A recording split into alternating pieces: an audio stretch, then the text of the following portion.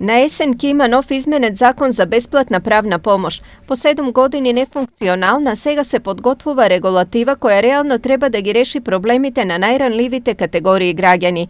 5 ovlasteni združenija odražavata, među koji Štipski Eho dostavile nad 30 komentari na predlog zakonot za to kako toj da bide поприменливо пракса.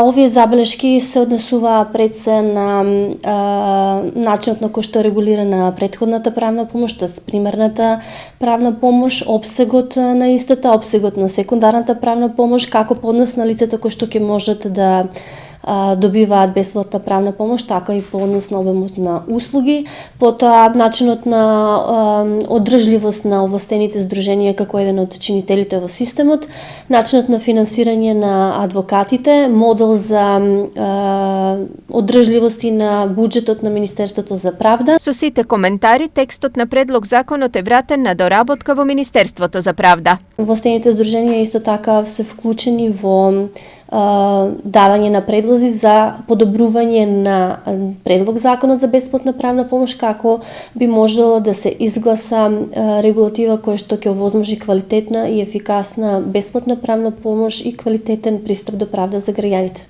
Бесплатна правна помош граѓаните најчесто бараат по однос на имотот или приходите кои ги остваруваат. Минатата година во Штипското здружение Ехо околу 180 граѓани побарале бесплатна правна помош, но барање за неа до Министерството за правда доставиле околу 11 лица, од кои поголем дел биле одобрени.